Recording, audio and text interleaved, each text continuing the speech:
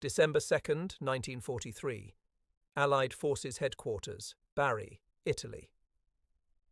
Air Marshal Sir Arthur Conyngham stood before a gathering of war correspondents, his voice carrying the confident authority of a man who believed the air war was already won. The commander of the Northwest African Tactical Air Force had called this press conference to celebrate recent Allied successes against the Luftwaffe over Italy.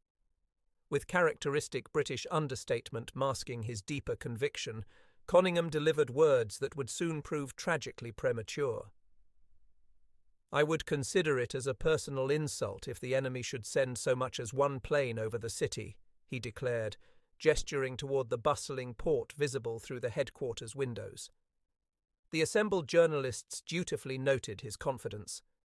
The German Air Force in Italy, he assured them, was stretched too thin, too depleted, to mount any serious attack against Allied positions. That same night, 105 German Ju-88 bombers proved him catastrophically wrong, devastating Bari's harbour in what would become known as the Pearl Harbor of the Mediterranean. The raid killed over 1,000 people and sank 17 ships, demonstrating that the Luftwaffe, while wounded, was far from defeated. Among those studying the reports of Coningham's premature boast was Field Marshal Albert Kesselring, Germany's Commander-in-Chief South, who allowed himself a rare smile. If Allied air commanders were this overconfident about German capabilities, perhaps the Wehrmacht could still salvage something from the Italian campaign. What Kesselring failed to grasp was that American air power was not merely growing, it was transforming into something unprecedented in military history. Within 3 months, the skies over Europe would witness a demonstration of aerial might that would shatter not just German aircraft factories, but the very foundation of Kesselring's confidence in the Luftwaffe's ability to defend the Reich. The transformation had begun far from the Mediterranean battlefield, in the Pentagon offices where General Henry Hap Arnold was orchestrating the most ambitious air campaign ever conceived. On January 1st, 1944, Arnold issued a directive that would reshape the air war. The Luftwaffe must be destroyed before the Allied invasion of France could proceed, not weakened, not contained, but destroyed. The method would be as brutal as it was simple: use American bombers as bait to draw German fighters into battles they couldn't afford to lose. Major General James Doolittle, who had taken command of the 8th Air Force in January 1944, understood the stakes. The hero of the 1942 Tokyo raid brought a new philosophy to the European air war. Where his predecessors had focused on protecting bombers, Doolittle unleashed his fighters to hunt. "Your first duty," he told his fighter pilots, "is to destroy German fighters." The bombers, carrying thousands of tons of explosives toward German aircraft factories, would force the Luftwaffe to fight. And when they did, American fighters would be waiting. Kesselring had experienced American air power firsthand in North Africa and Italy. He had watched Allied bombers pound German positions at Cassino, witnessed the destruction of supply lines across the Mediterranean, and felt the increasing weight of Allied air superiority. Yet, like many German commanders, he viewed this through the lens of tactical air power: close support for ground operations, interdiction of supply lines, attacks on military targets. The idea that the Americans could mount a systematic campaign to annihilate the entire German aircraft industry seemed beyond the realm of possibility. His confidence stemmed partly from recent German successes. In October 1943, during what the Americans called Black Week, the Luftwaffe had savaged unescorted bomber formations over Schweinfurt and Regensburg. The 8th Air Force lost 60 bombers in a single day, forcing a temporary halt to deep penetration raids. Kesselring, studying these reports from his headquarters in Italy, believed they confirmed a fundamental truth. Daylight precision bombing without fighter escort was suicidal. The Americans, he concluded, had learned their lesson. But the Americans had learned a different lesson entirely. The arrival of the P-51 Mustang changed everything. With drop tanks extending their range, these fighters could escort bombers all the way to Berlin and back. The P-47 Thunderbolt and P-38 Lightning had received similar upgrades. By February 1944, American fighters weren't just defending bombers. They were ranging freely over German airspace, hunting the hunters. The weather had been abysmal through January and early February 1944, grounding most operations. But meteorologists predicted a break in mid-February, a window of clear skies that might last a week. Allied planners had been preparing for months for just such an opportunity. Operation Argument, as it was formerly known, would throw everything available against the German aircraft industry. The RAF would bomb by night, the Americans by day, in a round-the-clock assault designed to cripple German fighter production and force the Luftwaffe into a battle of attrition it couldn't win. On February 19th, as forecasted clear weather arrived, Air Chief Marshal Arthur Harris's RAF Bomber Command struck first. 823 heavy bombers headed for Leipzig, beginning what would soon be called Big Week. The next morning, February 20th, marked the beginning of the American phase of the operation. From bases across England, the largest American bombing force yet assembled began taking off in the pre-dawn darkness. Over 1,000 bombers, escorted by more than 600 fighters, would strike 12 major targets across Germany. Lieutenant Colonel Hub Zemke, commanding the 56th Fighter Group, remembered the sight. The sky was literally filled with aircraft. Everywhere you looked, from horizon to horizon, there were bombers and fighters. It was the most awesome display of American air power anyone had ever seen. The bombers flew in massive combat box formations, their contrails creating an aluminum overcast at 25,000 feet. But unlike the doomed missions of the previous October, these bombers weren't alone. The Luftwaffe response was immediate and desperate. Major Wilhelm Moritz, leading a grouper of Bf-10-9s from JG-3, encountered the massive American formation near Hanover. His after-action report captured the shock.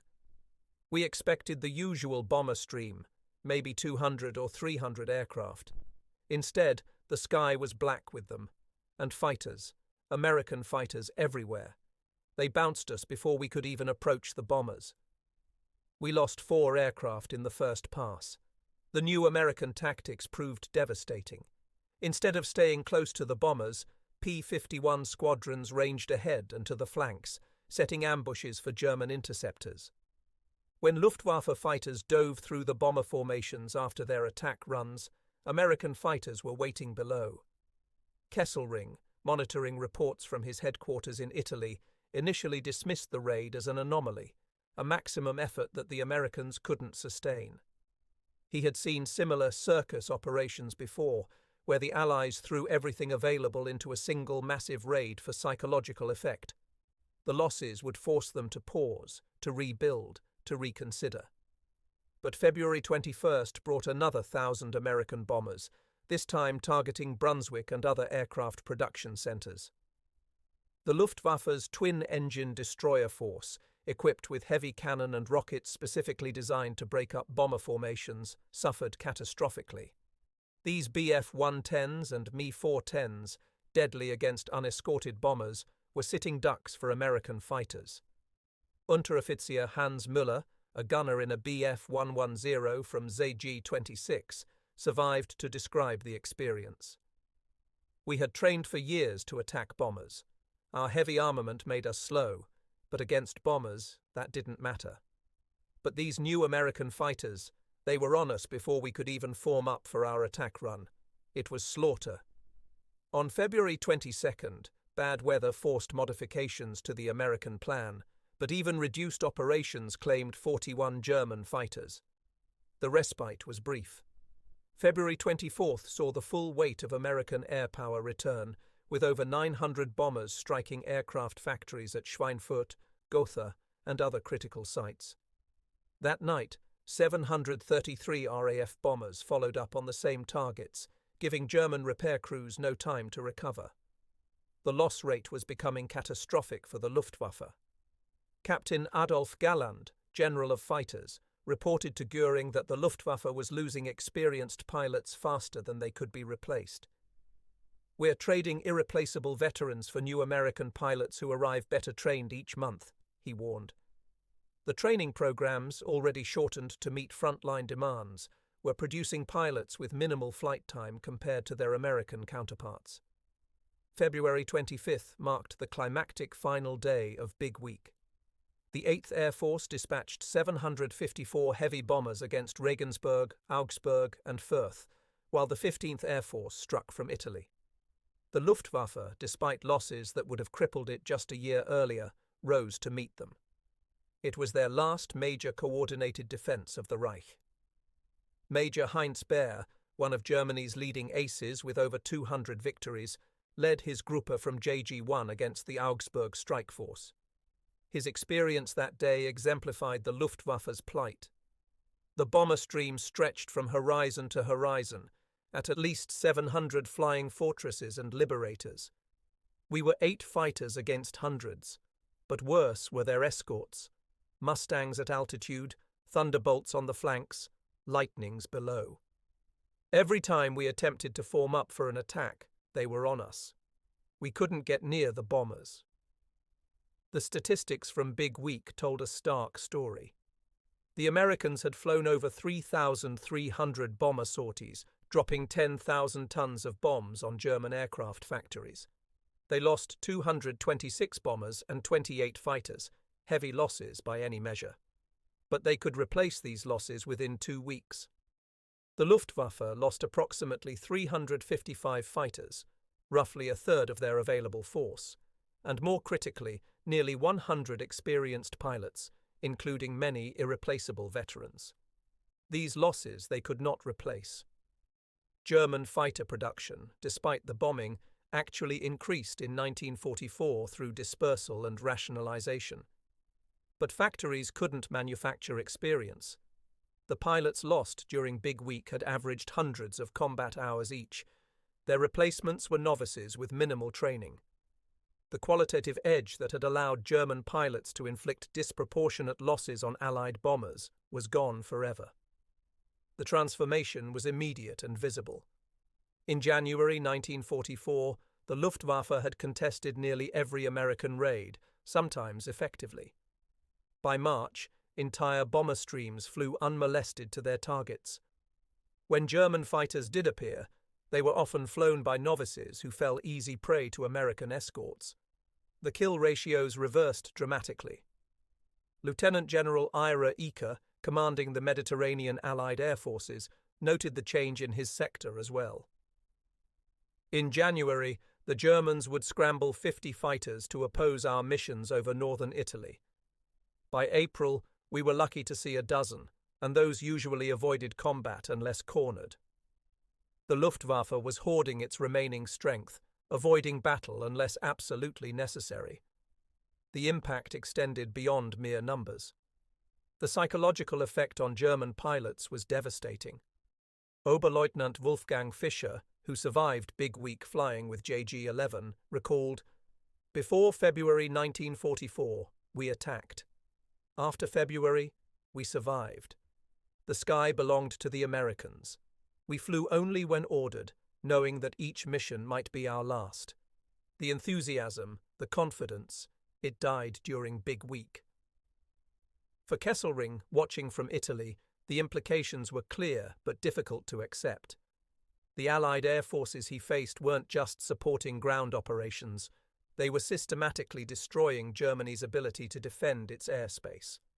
Every aircraft sent north to defend the Reich was one less available for Italy. Every pilot lost over Germany was irreplaceable. His reports to Berlin reflected growing alarm. On March 1st, he wrote, "The enemy's air superiority has reached proportions that endanger all military operations. Movement by day is becoming impossible. Supply convoys must operate only at night. The impact on troop morale is severe." What he didn't say, but surely understood, was that if the Allies could achieve this dominance over Germany itself, the war was lost. The spring of 1944 brought confirmation of the new reality. American bombers ranged across Europe with near impunity. On March 6th, 730 bombers struck Berlin itself, with modest losses. The symbolic impact was enormous. The capital of the Reich was now within easy reach of American air power. The escort fighters, not content with defensive duties, strafed airfields on the return flight, destroying dozens of aircraft caught on the ground. By April 1944, the transformation was complete. General Doolittle could report to Arnold, "The German Air Force is no longer a decisive factor. While capable of local concentration and occasional effective interception, they cannot prevent us from attacking any target in Germany at will." The Luftwaffe's response revealed its desperation. They concentrated on hit-and-run attacks by small formations, avoided fighter combat whenever possible, and increasingly relied on flak for defense. The development of jet fighters like the Me-262 offered hope, but these arrived too late and in too few numbers to matter. Most devastating was the fuel shortage. Even when aircraft were available, aviation gasoline was not. May 1944 brought the final preparation for Operation Overlord, the invasion of France. The Allied air forces shifted focus to transportation targets, paralyzing German movement in France. The Luftwaffe, ordered to conserve strength for the invasion, largely disappeared from French skies. When D-Day came on June 6th, the Allies flew over 11,000 sorties. The Luftwaffe managed 319. Kesselring's perspective on these events emerged clearly after the war, interrogated by Allied intelligence. Officers in 1945, he was asked about the turning point in the air war. His response was unequivocal. February 1944. What you call Big Week. Before then, we could contest your bombers, choose our battles, maintain some control. After, we were simply overwhelmed. Not just by numbers, we had faced numerical superiority before, but by the combination of your long-range fighters and the sheer weight of your attacks. He continued with remarkable candor. I had believed our fighter force could adapt, that tactical superiority could overcome numerical disadvantage. This was true when fighting over France or Italy, where your fighters had limited range. But when your Mustangs appeared over Berlin, when every bomber formation had continuous escort, the equation changed completely. We were no longer trading space for time. We had no space left. The interrogation records reveal his growing understanding of American industrial might. Your ability to replace losses shocked us. We would inflict what we considered severe casualties, 20, 30, even 60 bombers in a single engagement. Yet the next day, the formations would be just as large. Meanwhile, our losses, even when smaller in absolute terms, were irreplaceable. Most tellingly, Kesselring addressed the strategic implications. The loss of air superiority meant the loss of the war. This was clear by spring 1944. We could still fight, still resist, but we could no longer win. Every soldier, from private to field marshal, understood this. When movement by daylight becomes impossible, when supply lines operate only at night, when the enemy can observe and attack at will, the outcome is inevitable. His assessment of Big Week specifically was stark. In 1 week, you achieved what 3 years of operations had failed to accomplish, the breaking of the Luftwaffe as an effective fighting force. Not its destruction, for units still existed, pilots still flew, aircraft still rolled from factories. But its effectiveness, its ability to influence events, was broken. After February 1944, we fought not to win, but to delay defeat. Years after the war, Kesselring would acknowledge what many German commanders had come to understand. Allied air power was the greatest single reason for the German defeat. This admission, from a man who had witnessed the transformation firsthand, carried particular weight. The human dimension of the Luftwaffe's collapse was perhaps most poignant. Veterans who had survived years of combat found themselves leading squadrons of teenagers with minimal training. The technological revolution that accompanied American air superiority proved equally decisive. By the summer of 1944, the Allied air forces weren't just winning. They were experimenting with ever larger formations and new tactics. Operation Overlord provided the ultimate demonstration of Allied air supremacy. The invasion succeeded partly because German reinforcements couldn't move by day, communications were constantly disrupted, and the Luftwaffe was essentially absent. Panzer divisions that should have reached Normandy in days took weeks, harassed continuously from the air. For those who lived through it, Big Week remained a defining moment. The German pilots who survived held similar views. Adolf Galland wrote, "Big Week was our Stalingrad of the air." After February 1944, we were in continuous retreat. We could achieve local successes, momentary victories, but the trend was irreversible. The legacy of Big Week extended far beyond World War II.